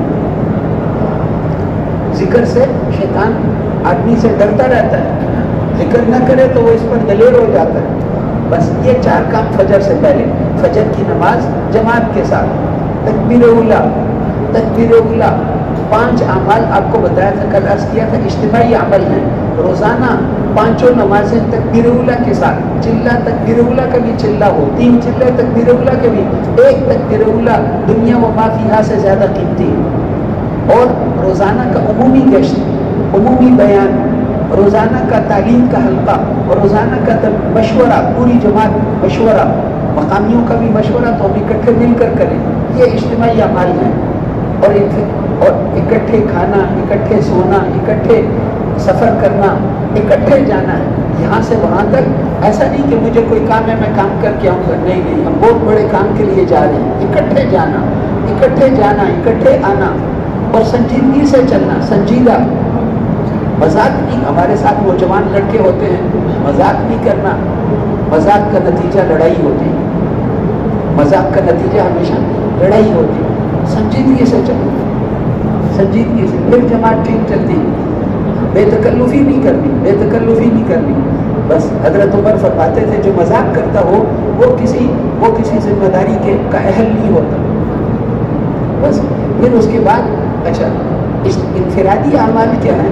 انفرادی اعمال میں سب سے بڑا عمل امیر کی اطاعت، امیر سے پوچھے بغیر باہر نہیں جانا، امیر سے پوچھے بغیر باہر نہیں جانا، باہر لسی ملتی ہے، گرمیاں ہیں، نہیں جائیں گے، پوچھے بغیر نہیں جائیں گے، مسجد میں ہی رہنے کی کوشش کر، مکے مدینے کے وہ بازار جس میں 100% چیزیں حضور کے زمانے میں حلال تھی، اس کو فرمایا تھا یہ شیطان کی جگہ ہے، تو یہ ہمارے بازار تو حرام سے بھرے ہوئے ہیں، جب وہ بھی شیطان کی جگہ تھی تو اس کا کتنا خطرہ ہو۔ حضرت جی فرماتے تھے ایک چکر بازار کا لگاؤ گے ایمان نیچے چلا جائے گا، کیا ضرورت، ہم نہیں جانتے، بازار نہیں جانا، بھول کر بھی نہیں جانا، گشت میں جانا پڑے تو جائیں، گشت میں تو جہاں بھی جانا ضرورت ہے،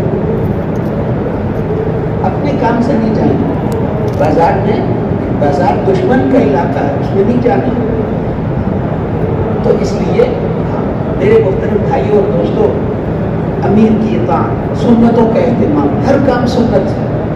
مولانا الیاس صاحب اتنے بیمار تھے کہ ان کو اٹھا کر لاتے تھے پہلی صف میں جماعت سے، زندگی میں کوئی نماز بغیر جماعت کی نہیں پڑھی پوری زندگی، تو بستر کی پہلی صف میں ہوتا تھا، ان کو جب اٹھا کر لاتے تھے بیمار، تو وہ مسجد کی حد جہاں داخل ہوتی ہے تو وہ بائیں پاؤں پیچھے کر، دائیں پاؤں آگے کر لیتے، لوگ کہتے تھے کچھ ہو گیا کیونکہ بیماری بہت تھی، تو وہ کہ نہیں مسجد کی حد شروع ہو رہی ہے نیچے، تو میں کوشش کر رہا ہوں میرا دائیں پاؤں پہلے اندر چلے، اٹھا کر لا رہے ہیں پھر بھی یہ فکر ہے کہ دائیں پاؤں مسجد میں پہلے جانا، سنت، وضو سنت کے مطابق، سنت کے مطابق۔ تو میرے محترم بھائیوں اور دوستوں، اس لیے اب وہاں پر جو ہے وہ ہم سنتوں کا پر عمل کریں، دائیں طرف سے شروع کرنا ہر کام کو، بس اس کے بعد پھر فجر کی نماز کے بعد مضبوط ساتھی کا بیان رکھنا، نئے ساتھی کو نہیں دینا، نئے ساتھی سے ہم 6 نمبر تعلیم میں ہی سن لیا پھر وہی کافی، آہستہ آہستہ جب بات صحیح کرے گا تو پھر اس سے بھی کرائیں گے، سب سے، ہر ساتھی سے ہر کام کرواؤ، حضور فرماتے ہیں، لیکن وہ کہتے ہیں اس کا یہ مطلب نہیں ہے کہ نئے آدمی کو بیان میں کھڑا کر، یہ مطلب نہیں ہے، آہستہ آہستہ آہستہ آہستہ آگے بڑھانا ہے، بس فجر کی ایسے ساتھی کا بیان ہو کہ اپنے ساتھی بھی فکر مند ہو کر گشتوں کے لیے تیار ہو جائے، نیند چیز بھاگ جائے، اور مقامی ساتھی بھی گشتوں کے لیے فکر مند ہو جائے۔ فجر کی نماز کے بعد، سب بیان کے بعد سب سے بہترین وقت ہے گشتوں کا، سب سے بہترین وقت، کیوں؟ محلے والے اگر کھیتوں میں چلے گئے، اگر اپنی ڈیوٹی پر چلے گئے، پھر آپ کو سارا دن نہیں ملے گا، صبح صبح ملاقاتیں کرنا، یہ بہت برکت والا وقت ہے، اللہ کے نبی نے بتایا برکت والا وقت، جو صبح سو جاتا ہے اس کا سارا دن ضائع ہو جاتا ہے، سونا ہی نہیں صبح، برکت والا وقت ہے۔ اگر آپ کو لوگ نہیں ملتے آپ تعلیم کرا لیں، سونا نہیں ہے اس وقت میں، کوشش کرنا، ترغیب کرنا، رات کو جلدی سوئیں گے تو انشاءاللہ اتنا مسئلہ نہیں ہے۔ تو اس لیے فجر کی نماز کے بعد، اگر یہ بات درخواست کی ہے کہ یاد رکھیں ہم کہ فجر کی نماز کے بیان کے بعد، بیان جب ہو گیا، اب اگر مقامی ساتھی اس وقت مشورہ کرتے ہیں تو ہم بھی مشورہ کریں گے، ہم اور وہ ایک ہی اکٹھے ہیں، اور اگر وہ اس وقت مشورہ نہیں کرتے تو ہم بھی اپنا مشورہ نہ کریں، ہم بھی اپنا مشورہ 9 بجے تعلیم ہوگی اس وقت کریں گے۔ اس وقت کیا کرنا ہے؟ یہ وقت سب سے بہترین وقت گشتوں کا، بس ناشتے کا بھی انتظار نہیں کرنا، ناشتہ ناشتہ ناشتہ، کتنا وقت ضائع ہو جائے۔ حضور صلی اللہ علیہ وسلم نے ساری زندگی ناشتہ نہیں کی۔ حضرت عائشہ فرماتی تھی پہلی برائی جو امت میں پیدا ہوئی وہ زیادہ کھانا کھانے کی تھی، کھانے کا حل ہوا۔ آج سب ناراض، صبح صبح پیالیاں کھڑکا رہے ہو، صبح صبح، اس لیے صبح جس کو چائے کا شوق ہے وہ فجر سے پہلے پی لے، فجر کے بعد کشتے، بیان کے بعد اب مشورہ ہے تو مشورہ ٹھیک ہے، ورنہ کشتے قرآن مقامی ساتھی بھی، ورنہ گھر چلے جائیں گے۔ اشراق کا بھی انتظار نہ کرو، اللہ کے راستے میں دعائیں قبول ہوتی ہیں، بس وہاں پر واپس آ کے پڑھ لیں گے، تو واپس آئیں گے تو پڑھ لیں گے، بس وہاں پر گشتوں میں ساری جماعت چلے گی، دو کی جوڑی بن کر گشتیں خوب۔ صبح صبح کی جو گشتیں ہوتی ہیں وہ صرف اس لیے نہیں ہوتی کہ جی مسجد میں جماعت آئیے آپ ہماری نصرت کریں، صبح صبح کی گشتیں پوری 6 نمبروں کی دعوت دے کر بستر سے اس کا کوئی عذر ہے اس کے عذر کا حل بیان کر کے اور اس کو بستر سمیت وصول کر کے ساتھ لانا۔ صبح کی گشتیں اس لیے ہوتی ہیں، صبح صبح دماغ آدمی کا تازہ ہوتا ہے، فیصلے آسان ہوتے ہیں، صحیح ہوتے ہیں۔ 4-5 گھنٹے کے بعد آدمی کا دماغ تھک جاتا ہے، انسان میں دماغ تھک جاتا ہے، صبح صبح دماغ تازہ ہوتا ہے، سو کر اٹھے اس لیے، اور صبح صبح اس وقت جا کر دعوت دیں گے، ان کو تیار کریں گے، فضائل سنائیں گے، شوق دیں۔ وہ کہتا ہے میرے حالات ٹھیک نہیں، اس کو بتانا کہ بھائی حالات کسے کہتے ہیں یہ تو مرنے کے بعد پتہ چلے، یہ کوئی حالات ہیں؟ ساری دنیا کے انسانوں کے سخت حالات، خراب حالات کو جمع کرو، آخرت میں ایک آدمی خراب حالات والے کے برابر یہ نہیں ہو سکتا۔ اس لیے اس کو آخرت ایسے بتانا کہ وہ کہے گا میں نقد تیار ہوں، میں تیار ہوں، میرا نام لکھ لو۔ اتنا اہم معاملہ ہے۔ وہ ایک عرب تھا، اس عرب کو دعوت دی، اس نے کہا میرے 20 عذر، بچوں کا عذر ہے، بیوی کا عذر، بہت سارے عذر، تو اس کو ایک آیت پڑھ کر سنائی۔ قرآن پاک میں اللہ نے ایک آیت میں 8 چیزوں کو ذکر کیا، جن 8 چیزوں میں انسان دنیا میں رہتا ہے، ان 8 چیزوں کو ذکر کر کے فرمایا کہ یہ چیزیں اگر تمہیں اللہ اور اس کے رسول سے زیادہ پیاری ہیں، اور یہ چیزیں اللہ کے دین کی محنت سے زیادہ پیاری ہیں، تو پھر عذاب کا انتظار کرو۔ تو اس لیے یہ آیت اس کو سنائی تو اس نے کہا میرا نام لکھ لو، میں تیار ہوں، میرے سارے عذر تو اللہ نے ختم کر دیے، اللہ نے فرما دیا، بس میں تیار ہوں۔ تو اس لیے ہر ایک کو تیار کرنا، نقد، اس کا کوئی عذر ہے اس کا حل پیش کرنا، نقد جاؤ۔ اور وہ کہتا ہے مجھے شوگر ہے، اس کو بتانا کہ بھائی شوگر والے تو دنیا کے سارے کام کرتے ہیں، بیمار آدمی بھی پھرے گا، ٹھوکر لگے گی، اللہ کو ترس آئے گا، انسانوں کو ہدایت دے گی، اس کو نکالنے کی کوشش کرنا۔ اور میرے محترم بھائی اور دوستوں، اتنی گشتیں کرنا، حضرت جی فرماتے تھے جب چلنا مشکل ہو جائے اب آ کر تعلیم کرا دو۔ تعلیم تھکنے کے بعد ہے، فرماتے تھے تعلیم تھکنے کے بعد ہے، سونے کے بعد نہیں۔ تھک گئے گشتوں میں، اب آ کر 2-2.5 گھنٹے تعلیم کرا دو، فضائل سنیں گے، شوق پیدا ہوگا، پھر جائیں گے۔ اس لیے تعلیم کے اندر اجتماعی تعلیم، ایک تعلیم ساری جماعت اکٹھی بیٹھ کر کرتی ہے، ایک انفرادی تعلیم ہوتی ہے۔ ہم میں سے ہر ساتھی تنہائیوں میں خود بھی ان کتابوں میں سے پڑھے، جو کچھ اس میں لکھا ہوا ہے وہ میرے اندر پیدا ہو گیا۔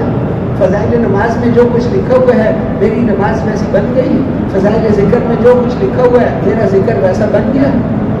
فضائل صدقات میں کم کھانے کے فضائل لکھے ہوئے، کم کھانا، کسی برتن کو بھرنا اللہ کو اتنا خفا نہیں کرتا جتنا زیادہ کھانا، پیٹ کو بھرنا جتنا خفا کرتا ہے۔ آپ نے فرمایا کہ مومن کو تو چند لقمے کافی ہیں جو اس کی کمر کو سیدھا رکھے،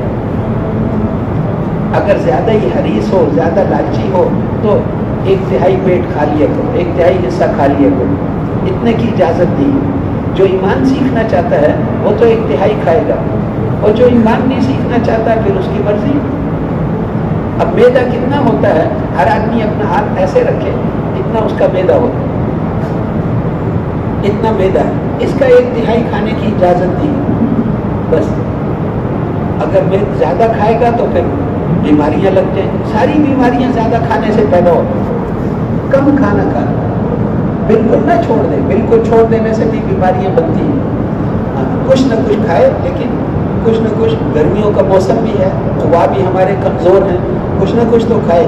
لیکن ناشتہ تھا ہی نہیں. حضور کے زمانے میں پوری زندگی ناشتہ نہیں کی, سوائے اس کے کہ کبھی کبھی آپ شہد ملا کر صبح صبح پی لیتے, پانی میں شہد ملا کر, یا نبیز بنا کر پیتے تھے. نبیز کھجورے پانی میں ڈال دیتے تھے, رات کو صبح تک وہ پانی میٹھا ہو جاتا, وہ پی لیتے. اس کے علاوہ ناشتہ آپ نے یا دوپہر کا کھانا یا رات کا کھانا, یہ ترتیب تھی. اس لیے تو میرے محترم بھائیوں اور دوستوں, گشتوں میں ہم جائیں, وہاں سے تھک کر آ جائیں تو تعلیم کرا لیں. اور خدمت والوں کو پہلے سے بتا دو 11 بجے کھانا تیار ہو. ہمیں نہیں پتا جو بھی پکاؤ 11 بجے تیار ہو. ہر ایک ان کو جا کر مشورے نہ دے, یہ پکاؤ یہ پکاؤ, بس 11 بجے تک تعلیم بھی ہو گئی. اور 11 بجے تعلیم کے تینوں حصے, فضائل کی کتابوں سے پڑھنا, تجوید اور 6 نمبروں کا مذاکرہ. تعلیم کی بات کل عرض کر دی تھی نا کہ تعلیم کے اندر ہر ساتھی 6 نمبر سنائے. بعض دفعہ کتاب سے زیادہ پڑھ لیتے ہیں, پھر آخر میں امیر صاحب کہتے ہیں 2 کی جوڑی بن کر 6 نمبر سنا دو. ایسے تھوڑی ہی ہوتا. ہر ساتھی 6 نمبر سنائے, ایک سنائے, پھر دوسرا, پھر تیسرا, پھر چوتھا, پھر پانچواں, پھر چھٹا. اذا تکرر, جب بار بار ایک بات کریں گے تو وہ دل میں اترتی ہے. بار بار سنیں گے, بار بار کہیں گے, پھر دل میں 6 نمبر یاد نہیں کرنے, 6 نمبر اندر پیدا کرنے. پھر ہر نمبر کو پیدا کرنے کا طریقہ کیا ہے؟ 3 محنتیں. اس کی دعوت بھی دینا, اس کو اپنے اندر لانے کی محنت کرنا, پھر رو کر اللہ سے مانگنا, اے اللہ میں صحیح یقین دل میں پیدا کرنے کی بہت محنت کرتا ہوں, لیکن دل میرے ہاتھ سے نکل جاتا ہے. پھر محنت کرتا ہوں, پھر دل ہاتھ سے نکل جاتا ہے. اے اللہ میرے سے نہیں ہوتا, آپ پیدا کر دینا میرے دل میں. حضرت ابو بکر کو اتنا مضبوط ایمان آپ نے دیا تھا, حضرت عمر کو ایسا ایمان آپ نے دیا. حضور نے ایک دفعہ فرمایا, کبھی کبھی آپ صبح خواب صحابہ کے ساتھ روزانہ بیٹھتے تھے, کبھی آیتیں, کبھی حدیثیں, کبھی کبھی خواب نہیں سناتے. آپ کا خواب تو وہی ہوتا تھا. ایک دفعہ آپ نے فرمایا کہ میں نے آج رات کو خواب میں اپنے صحابہ کو کپڑوں میں دیکھا ہے, کسی کے کپڑے یہاں تک, کسی کے یہاں تک, کسی کے یہاں تک. عمر ابن خطاب کے کپڑے پیچھے تک گھسٹ کر جا رہے تھے. لوگوں نے کہا اللہ کے رسول اس کا مطلب کیا ہے؟ کہ اس کا مطلب ایمان ہے, ایمان ہے. پھر ایک اور دفعہ فرمایا کہ میں نے عمر ابن خطاب کو آج رات کو میں نے خواب میں دیکھا کہ مجھے دودھ پلایا گیا, اتنا پلایا کہ میرے ناخنوں سے اور میرے مسام سے اس کا اثر ظاہر ہونے لگا. پھر عمر ابن خطاب آگے, باقی دودھ میں نے ان کو پلا دیا. لوگوں نے کہا اللہ کے رسول یہ کیا ہے؟ میں کہ یہ علم ہے, علم ہے. پھر ایک دفعہ فرمایا کہ میں نے آج عمر ابن خطاب, میں نے آج رات کو دیکھا کہ میں کنویں سے پانی نکال کر اپنی امت کو پلا رہا ہوں. پھر ابو بکر آگے میرے بعد, 2 ڈول انہوں نے بھی نکالے, کمزور, اللہ ان پر رحم کرے. پھر عمر ابن خطاب آگے, فاستحالت به غربا, وہ ڈول پھیل کر بڑا ہو گیا. انہوں نے ڈول جب پکڑا تو اتنا بھر کے اس کو لاتے تھے کہ ڈول ہی بڑا ہو گیا. فلم ارى عبقريا يفري فريه, میں نے کسی جوان کو ایسا کام کرتے ہوئے نہیں دیکھا جیسے عمر ابن خطاب کو دیکھا. سب کو سیراب کر دی, سب کو سیراب کر. محنت کی, وہ ایمان جو طیب. تو ہم اللہ سے دعا کریں, اے اللہ وہ ایمان جو آپ نے صحابہ کو دیا تھا ہمیں بھی دے دیں. اے اللہ آپ دے سکتے ہیں, اللہ ایمان دینے والے اللہ. قرآن میں فرمایا 7 آسمان زمین والوں میں سے جس کو بھی ہدایت ملی اللہ کے دینے سے ملی, وہ جس کو چاہے زیادہ دے دے. اصحاب کہف کو کہا ہم نے زیادہ دے دی, وزدناہم ھدا, زیادہ دے دی. ان کے دل ایمان پر پکے کر دی تو رو کر مانگے اللہ ہمیں بھی دے دے, اللہ ہم بھی کمزور ہیں ہمیں بھی دے. تو مانگیں گے انشاءاللہ. दावत देना, फिर अपने अंदर उसको लाने की मेहनत करना, फिर रो रो कर अल्लाह से दुआ मांगना। इसी तरह नमाज को अच्छा बनाने की दावत देना, अपनी नमाजों की मश्क करना, अपनी नमाज को आहिस्ता आहिस्ता पढ़कर मश्क करना, फिर रो रो कर अल्लाह से मांगना। इसी तरह 6 के 6 नंबर करेंगे इंशाअल्लाह। बस उसके बाद फिर 11 बजे खाना खा लिया, फिर जल्दी से खाने के दौरान या तो सहाबा के खाने की बातें हों या जन्नत के खाने की बातें हों, बीच बातें नहीं करनी। कोई मशवरा हो तो वो भी कर सकते हैं। फिर दोपहर को सोना, यह सुन्नत है, कैलूरा करना। इस वक्त सोने का इतना सवाब है कि सारी रात जागने का भी इतना नहीं है, क्योंकि मुजाहिदा करना कमाल नहीं है, कमाल वो करना है जो हुजूर ने किया, आपकी सुन्नत। तो आप दोपहर को आराम करते थे, हम भी करेंगे इस नीयत से कि तहज्जुद में उठना आसान हो। अच्छा, अगर जमात आराम करे तो 1-2 साथी कम अज कम जागते रहे। क्यों? क्योंकि बाहर के लोग तो नहीं सोते ना, बाहर आम रवाज नहीं है सोने का। यूनिवर्सिटी के नौजवान, कॉलेज मदरसे के नौजवान वो मिलने आएंगे, आओ जमात आई है, छुट्टी के बाद वो मिलने के लिए आएंगे।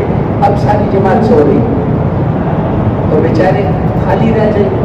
इसलिए 1-2 साथी हमारे जागते रहे, वो आने वालों को संभालने के लिए, इनको अजर ज़्यादा मिलेगा। बस अगली दरख्वास्त ये है कि ज़ोहर की अजान से कम 15 मिनट पहले हम उठ जाएं।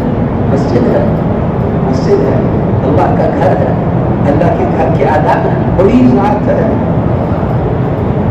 अल्लाह के घर में बदबू वाली चीज़ लेकर नहीं जानी, बदबूदार चीज़ नहीं लेकर जाना, और बगैर मोटा कपड़ा बिछाए बगैर कभी नहीं सोना। खुदा न खास्ता गुस्ल की हाजत हो गई, फिर उन्होंने कालीन बिछाया हुआ है, कैसे धोएंगे बेचारा? बहुत मुश्किल है। इसलिए जो है मोटा कपड़ा बिछाए बगैर मस्जिद में नहीं बैठना चाहिए। मस्जिद के आदाब है, सामान बखेर कर नहीं रखना, और मस्जिद के आदाब का मस्जिद की चीज़ों में दखल नहीं देना। पंखा चलाया, खुला छोड़कर चले गए, ये वक़फ़ का माल है। उलमा फरमाते हैं वक़फ़ का माल इस्तेमाल करना ऐसे है जैसे आग के अंगारों से खेलना। ये एक आदमी का माल नहीं है, मस्जिद का मुतवल्ली आपको माफ़ नहीं कर सकता, उसके पैसे थोड़े ही हैं। ये तो वक़फ़ का माल है, इसकी माफ़ी भी नहीं मिलती। इसलिए एहतियात करना। मस्जिद की बिजली, मस्जिद एक पंखे के नीचे 3-4 आदमी सो सकते हैं, 8-10 फुट तक आवाज़ जाती है अच्छी तरह। हर आदमी अलग पंखा लगाए। बिजली कितनी महंगी है, मस्जिद वालों को तकलीफ होगी, आइंदा जमातों को पसंद नहीं करेंगे। बल्कि हज़रात फरमाते हैं कि हमने पंखा इस्तेमाल किया और वहाँ की चीज़ें इस्तेमाल की, उनको आते हुए कुछ पैसे दिए, उनके ये मस्जिद की बिजली के बिल में डाल देना, वो भी खुश हो जाएंगे। हम तो निकले ही खर्च करने के लिए, हमें तो लगाने पर अजर मिल रहा है लाखों गुना, और हमारा काम, उनका भी काम बन गया, हमारा भी काम बन गया, कुछ ना कुछ पैसे देकर आए। और फिर सुबह से 15 मिनट पहले हम अज़ान से उठ से इस्तिंजा वुज़ू करके मस्जिद में आ गए। लोग जो है दोपहर को गर्मी होती है, मस्जिद ठंडी है, पहले से आ जाते हैं लोग, तो चुपके से उनके साथ बैठकर चुपके दावत देना। ओके, मैंने सुनते पढ़ लो, माशाअल्लाह, अल्लाह बरकत दे। उसके बाद दावत दे दें। हर नमाज से पहले दावत का मौका होता है, ज़ोहर से पहले, असर से पहले, मगरिब से पहले, इशा से पहले, फजर से, हर नमाज से पहले नमाजियों के साथ चुपके दावत देना। इनफिरादी दावत इसकी कोशिश करेंगे ना इंशाअल्लाह। कोई मौका हाथ से नहीं जाने देना चाहिए दावत, बस। अच्छा, एक मस्जिद से जो दूसरी मस्जिद हम जाएं तो कोशिश करनी चाहिए कि इशा के वक्त चले जाएं, सुबह फजर से पहले चले जाएं। क्यों? वहाँ फजर में मकामी साथी मिल जाएंगे, सारा दिन की गश्तों की तरतीब बन जाएगी। अगर हम 10 बजे उठकर जाएंगे तो पुराने साथी तो मिलेंगे नहीं। अब वो कहेंगे शाम को, पुराने शाम को आएंगे, फिर मशवरा होगा। देखो, हर मस्जिद में दूसरी मस्जिद, हर मस्जिद से दूसरी मस्जिद में जाने में बीच में एक दिन हमने ज़ाया कर दी, क़यामत के दिन जवाब देना पड़ेगा। इसलिए बुजुर्ग फरमाते हैं इशा के वक्त चले जाओ, एक मस्जिद से दूसरी मस्जिद इशा के बाद चले जाओ, फजर से पहले चले जाओ, ताकि जाते ही फजर में पुराने साथी वहाँ मौजूद होंगे, हर मस्जिद में होते हैं पुराने साथी, उनके साथ मिलकर सारा दिन की गश्तों की तरतीब बन गई। گشتوں کی ترتیب بن جائے, بجائے 10 بجے منتقل ہونے کے صبح صبح جانا چاہیے. پھر ظہر کی نماز میں تعلیم ہو گئی. اچھا, تعلیم کے بعد پھر گشتوں کا موقع ہوتا ہے. قیلولہ ایک دفعہ سے زیادہ نہیں کرنا, ایک دفعہ سے زیادہ قیلولہ نہیں ہے, بس قیلولہ ظہر سے پہلے. اس کے بعد ظہر کے بعد بہت لمبا وقت ہوتا ہے. 1:30 بجے ظہر کی نماز ہوئی, 5:45 بجے اثر ہوتی ہے آج کل یہاں پر, وہاں 5:30 5:15 ہو, تو وہاں پر اتنا لمبا وقت ہے. تو تعلیم ہو گئی, اس کے بعد کچھ گشتیں ہو جائیں, ترغیب دے کر ساتھیوں کو ترغیب سے چلانا چاہیے, نرمی سے, شفقت سے ترغیب دے کر گشتیں ہو گئی. گرمی ہے لیکن گرمی میں اجر زیادہ ملے گا, اجر زیادہ ملے گا. بس اس کے بعد پھر آپس کے مذاکرے ہو گئے, پوری جماعت کا اکٹھا مذاکرہ وہ صرف دعوت سے متعلقہ چیزوں کا ہوتا ہے. پہلے دن ہم یہ مذاکرہ کریں کہ دعوت کیسے دینی, ہمارے ساتھی دعوت میں کیا بولتے ہیں, خواص کے پاس میں تو ان سے کیا باتیں کرنی, فضائل سنانے ہیں, وعیدیں نہیں سنانی, نئے کو کبھی وعیدیں نہیں سنانی چاہیے, وعیدیں قرآنوں کے لیے ہوتی ہیں. اور پھر اس کے بعد میرے محترم بھائی اور دوستوں, خواص کے پاس, علماء کے پاس میں وہاں کیا بات کرنی, علماء سے, اسی طرح ہر ایک سے جتنی بھی گشتیں ہیں, گشتوں دعوت کا مذاکرہ. اس کے بعد دوسرا مذاکرہ ہوتا ہے نقد جماعت نکالنے. نقد جماعت نکالنے کا کیا طریقہ ہے, کیا کیا زور لگانا پڑتا ہے. تیسرا مذاکرہ گشت کا تفصیلی مذاکرہ, تعلیم کا تفصیلی مذاکرہ, یہ دعوت کے مذاکرے ہیں. یہ پوری جماعت اکٹھی بیٹھ کر کے مذاکرے میں ہر ساتھی بولتا ہے باری باری. اور پھر میرے محترم بھائیوں اور دوستوں, مذاکرے کے اندر یہ کتابیں وغیرہ باہر سے ملتی ہیں وہ نہیں لینی چاہیے, جو باتیں بڑوں سے سنی اس کے مطابق. پھر اس کے بعد جو ہے آپس کے جوڑ کا مذاکرہ, آپس کا جوڑ ہر ہفتے میں ایک دفعہ مذاکرہ کرنا چاہیے. ایک دوسرے کو اچھے نام سے بلانا, ایک دوسرے کو اچھی طرح دعوت دینا, اور ہر جگہ سے نقد جماعت بھی نکلے, ہر جگہ سے ساروں کو مسجد کے ساتھ بھی جوڑنا ہے, نقد جماعت بھی نکالنی ہے. اس کا اہتمام کریں گے.